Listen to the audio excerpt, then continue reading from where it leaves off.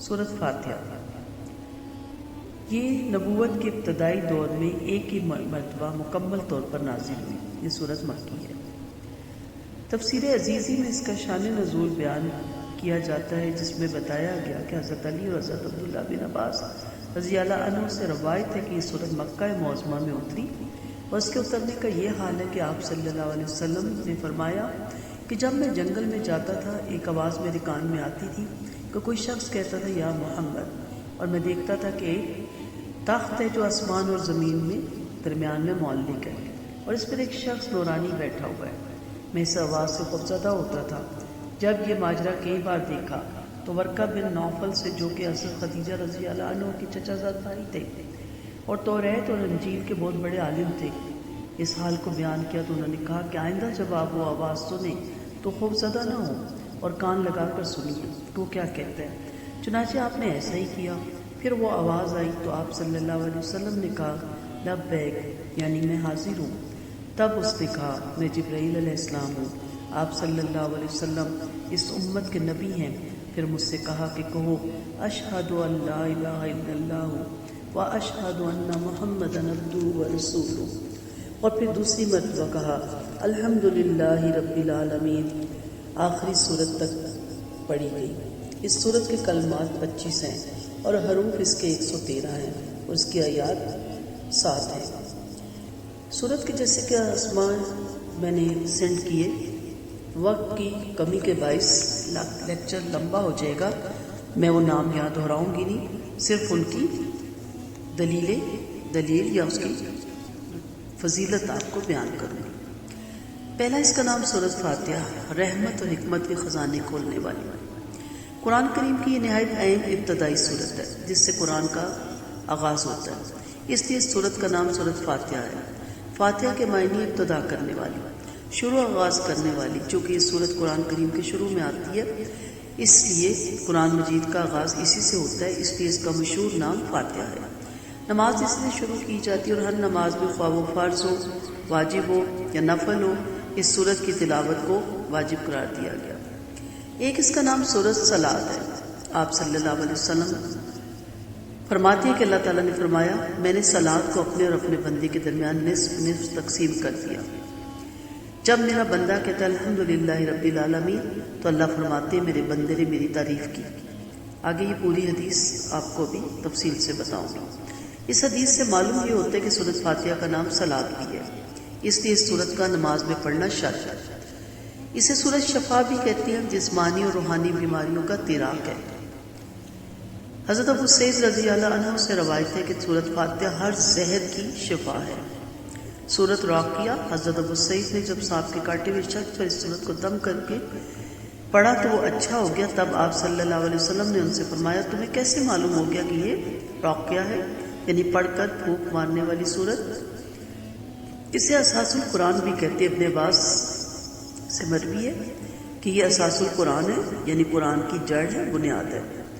واقعہ بھی کہتے ہیں، سفیان بن عینیہ فرماتے ہیں اس کا نام واقعہ ہے۔ کافیہ بھی سے کہا جاتا ہے، یحییٰ بن کثیر کہتے ہیں کہ اس کا نام کافیہ ہے، اس لیے کہ اپنے علاوہ سب کی کفایت کرتی ہے۔ سبع مثانی، بار بار دہرائی جانے والی 7 آیتیں۔ آپ صلی اللہ علیہ وسلم نے فرمایا اس اللہ کی قسم جس کے ہاتھ میں میری جان ہے، توریت، انجیل، زبور اور قرآن میں اس جیسی اور کوئی صورت نہیں۔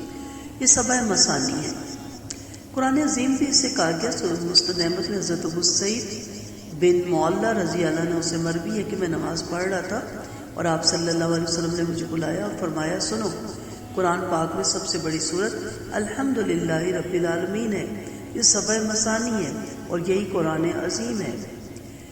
اسے سورۃ نور بھی کہا گیا۔ مسلم اور نسائی میں حدیث ہے کہ آپ صلی اللہ علیہ وسلم کے پاس ایک مرتبہ حضرت جبرائیل علیہ السلام بیٹھے ہوئے تھے کہ اوپر سے ایک زوردار دھماکے کی آواز آئی۔ جبرائیل علیہ السلام نے اوپر دیکھ کر فرمایا آج آسمان کا وہ دروازہ کھلا جو کبھی نہیں کھلا تھا۔ پھر وہاں سے ایک فرشتہ آپ صلی اللہ علیہ وسلم کے پاس آیا اور کہا خوش ہو جائیے، 2 نور آپ کو ایسے دیے گئے کہ آپ سے پہلے کسی نبی کو نہیں ملے۔ سورۃ فاتحہ اور سورۃ بقرہ کی آخری آیتیں، ایک ایک حرف پر نور ہے۔ آپ جب کبھی ان دونوں میں سے کوئی کلمہ تلاوت کریں گے تو آپ کو طلب کردہ چیز ضرور عطا کی جائے گی۔ نبی کریم صلی اللہ علیہ وسلم کا ارشاد ہے کہ ابلیس کو اپنے اوپر 9000 اور سر پر خاک ڈالنے کی 4 مرتبہ نوبت آئی۔ اول جب کہ اس پر لعنت ہوئی، دوسرا جب کہ اس کو آسمان سے زمین پر ڈالا گیا، تیسرا جب کہ آپ صلی اللہ علیہ وسلم کو نبوت ملی، اور چوتھا جب سورۃ فاتحہ نازل ہوئی۔ ایک اس کا نام سورۃ الحمد بھی ہے۔ حضرت ابو ہریرہ رضی اللہ عنہ سے روایت ہے کہ آپ صلی اللہ علیہ وسلم نے فرمایا، حدیث قدسی ہے، اللہ فرماتا ہے کہ میں نے اپنے اور اپنے بندے کے درمیان نماز کو آدھا آدھا تقسیم کیا، اس کا نصف میرے لیے اور نصف میرے بندوں کے لیے، اور میرے بندے کو وہ چیز ملے گی جس کی وہ طلب کرے گا۔ آپ صلی اللہ علیہ وسلم نے فرمایا کہ جب بندہ کہتا ہے الحمدللہ رب العالمین تو اللہ فرماتا ہے حمدنی عبدی، میرے بندے نے میری تعریف کی، اور جب وہ الرحمن الرحیم کہتا ہے تو اللہ فرماتا ہے اثنا علی عبدی، میرے بندے نے میری خوب حمد و ثنا کی۔ بندہ مالک یوم الدین کہتا ہے تو اللہ فرماتا ہے مجدنی عبدی، میرے بندے نے میری بزرگی اور عظمت کا اظہار کیا۔ بندہ کہتا ہے ایاک نعبد و ایاک نستعین تو اللہ فرماتا ہے ھذا بینی و بین عبدی والعبد ما سأل، یعنی یہ میرے اور میرے بندے کے درمیان تقسیم ہے، اور میرے بندے کے لیے میرے پاس وہ چیز موجود ہے جس کی درخواست کرے۔ اور جب وہ ولدالضالین تک کہتا ہے تو اللہ فرماتے ہیں میرے بندے کی تمام درخواستیں مقبول ہوئی، اور اس کے علاوہ جو بھی وہ مانگے گا منظور ہوگا۔ یہ مسلم کی روایت ہے۔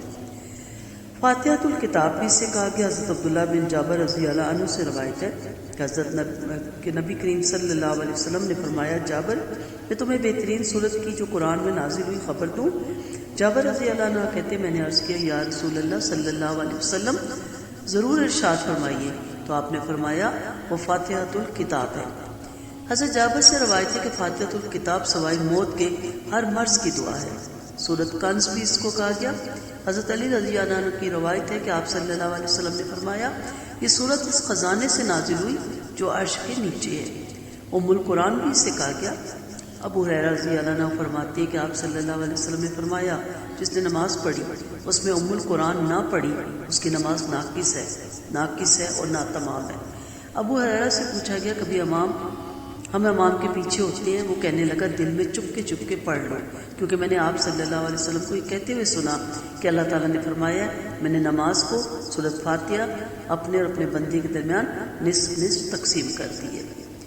مختصر سی تفسیر اس کی آپ کو بتائی ہے، ورنہ بہت لینتھی ہے، بہت گہری ہے، اور جیسے میں نے پہلے بھی کہا تھا کہ بہت تیز بولنے کا مقصد یہ ہے کہ شارٹ کلپ میں آپ کو کچھ انفارمیشن قرآن کے بارے میں مل جائے۔ سورۃ فاتحہ کی نہایت اہمیت ہے، فضیلت ہے۔ یہ ایک اصولی بات ہے کہ جو بات زیادہ اہم ہوتی ہے وہ سب سے پہلی جگہ پڑتی ہے۔ اسی اصول کے مطابق قرآن کی 114 صورتوں میں سے یہ شرف سورۃ فاتحہ کو حاصل ہے کہ اس کی جگہ قرآن کے پہلے صفحے پہ قرار پائی۔ یہ صورت گویا ایک عرضی ہے بندے کی طرف سے اپنے اللہ کی طرف، جس کی تحریر خود اللہ نے تیار کر کے اپنے بندے کو دی۔ جیسے اسکولوں میں ہمیں سکھایا جاتا تھا کہ جب آپ کو اپلیکیشن لکھنی ہو اپنی بیماری کی چھٹی کے لیے یا کسی ضروری کام کے لیے تو اس کا طریقہ کیا ہوتا ہے، اوپر کیا ہیڈنگ ہوتی ہے، درمیان میں کیا ہوتی ہے اور لاسٹ میں کیا لکھا جاتا ہے۔ اسی طرح یہ بھی ایک عرضی ہے کہ جب آپ کو اللہ سے کوئی دعا کرنی ہے، اور انسان تو محتاج ہے، ہر وقت دعاؤں میں اس کو مصروف رہنا چاہیے، تو اس کا ایک سلیقہ بتایا گیا کہ کس طرح پہلے اللہ تعالیٰ کی حمد و ثنا بیان کرنی ہے اور پھر اس کے بعد اپنی عاجزی کا اظہار کرنا ہے، اور عاجزی کے اظہار کے بعد اس سے پھر اللہ سے دعا مانگنی ہے۔ اور مانگنا بھی کیا ہے؟ سب سے پہلے یہ تفسیر میں ہم دیکھیں گے سیدھے راستے کی ہدایت، اور اس کے بعد ان لوگوں کے راستے سے بھی پناہ جو اللہ تعالیٰ کے غضب کا شکار ہو۔ اس شخص کے لیے یہ تحریر ہے جو قرآن پاک کی تلاوت کرنا شروع کرے۔ ایک خاص ہدایت ہے اس تحریر میں کہ وہ اس کتاب کو اپنے پچھلے خیالات اور نظریات سے خالی ہو کر خالص طالب حق اور رائے راست کی جستجو کے لیے پڑھے۔ اس صورت کی حیثیت قرآن کے اصل متن کی سی ہے، اور الف لام میم سے لے کر والناس تک پورا قرآن اس کی شرح ہے، کیونکہ پورے قرآن کا مطلب ایمان اور عمل صالح ہے، اور ایمان اور عمل صالح کے بنیادی اصول اسی صورت میں بیان کر دیے گئے ہیں۔ انشاءاللہ زندگی رہی تو ہم اس کی ایک ایک آیت کی شارٹ سی تفسیر کرنے کی کوشش کریں گے. وآخر دعوانا ان الحمد للہ رب العالمین. سبحانک اللہم و بحمدک نشہد ان لا الہ الا انت نستغفرک و نتوب الیک. السلام علیکم ورحمۃ اللہ وبرکاتہ.